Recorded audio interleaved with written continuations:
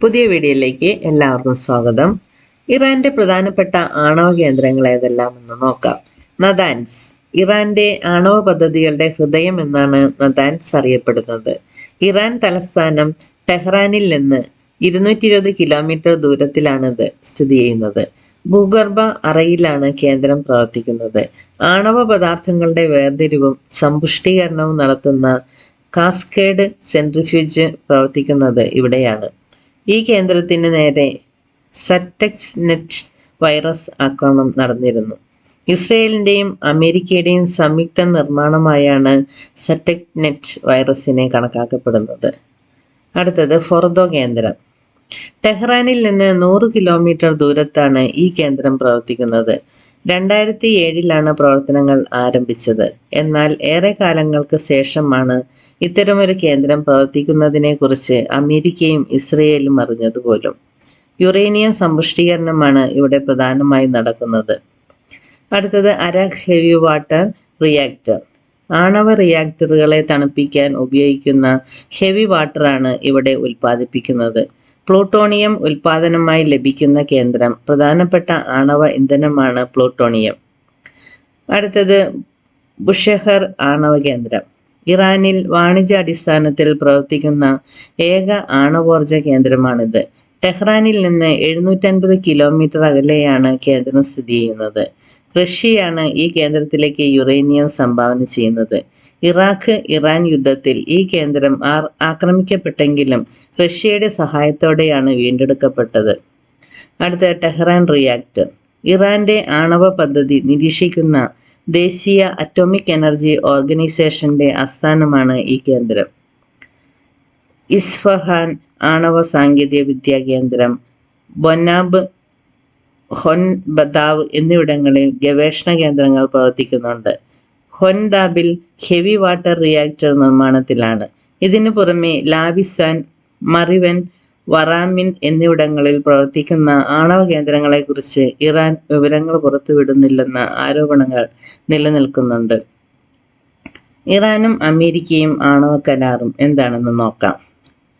Iran ആണവായുധങ്ങൾ നിർമ്മിക്കാൻ ശ്രമിക്കുന്നുവെന്ന റിപ്പോർട്ടുകൾ പുറത്തുവന്നതു മുതൽ ഇറാന്റെ ഈ പ്രവർത്തനങ്ങൾ അവസാനിപ്പിക്കാനായി ഇസ്രയേലും സഖ്യകക്ഷിയായ അമേരിക്കയും ശ്രമങ്ങൾ ആരംഭിച്ചിരുന്നു. അതിനായി അന്താരാഷ്ട്ര ആണവ ഏജൻസിയെ ഉപയോഗിച്ച് ഇറാന്റെ ആണവ പ്രവർത്തനങ്ങൾ അവസാനിപ്പിക്കാനുള്ള ശ്രമങ്ങളും തുടങ്ങി. ഇതിൽ ലോകത്തിലെ മിക്ക രാജ്യങ്ങളും അമേരിക്കയോട് സഹകരിച്ചു.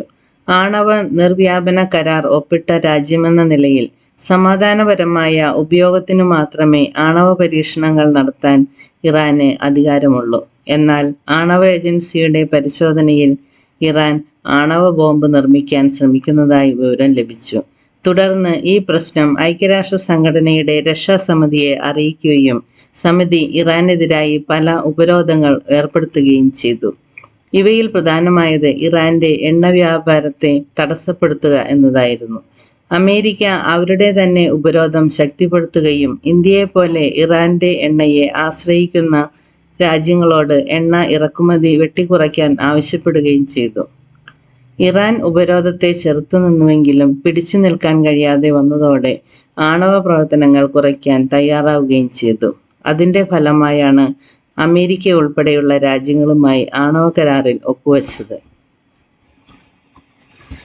ഐക്യരാഷ്ട്ര രക്ഷാസമിതിയിലെ 5 സ്ഥിരാംഗങ്ങളുമായും ജർമ്മനിയുമായും ഇറാൻ 2015 ഒപ്പുവെച്ച ആണവ കരാറുമായി ബന്ധപ്പെട്ടതാണ് ഇപ്പോഴത്തെ പ്രശ്നങ്ങളുടെ പിന്നിലെ മൂലകാരണം. JCPOA joint comprehensive plan of action എന്നാണ് ഈ കരാർ അറിയപ്പെടുന്നത്. അന്താരാഷ്ട്ര ആണവോർജ ഏജൻസിയുടെ നിരീക്ഷണത്തിൽ യുറേനിയം സമ്പുഷ്ടീകരണവും ഇതുമായി ബന്ധപ്പെട്ട മറ്റു പ്രവർത്തനങ്ങളും നടത്താമെന്നായിരുന്നു ഈ കരാർ. ആണവായുധങ്ങൾ നിർമ്മിക്കില്ല എന്നതുൾപ്പെടെയുള്ള നിബന്ധനകൾ പാലിക്കുകയാണെങ്കിൽ ഇറാന് മേലുള്ള ഉപരോധങ്ങൾ രാജ്യങ്ങൾ നീക്കും. കരാറുമായി ഇറാൻ സഹകരിച്ചെങ്കിലും ട്രംപ് പിന്നീട് ഈ കരാർ ഏകപക്ഷീയമായി റദ്ദാക്കുകയും ഉപരോധങ്ങൾ പുനഃസ്ഥാപിക്കുകയും ചെയ്തു. അതോടെ ഇറാൻ അവരുടെ പ്രവർത്തനങ്ങളും വ്യാപിപ്പിച്ചു.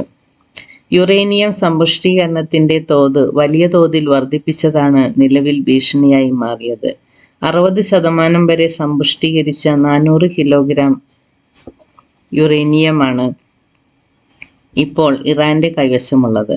ഒരു ആണവായുധത്തിന് 90% സമ്പുഷ്ടീകരിച്ച 25 കിലോഗ്രാം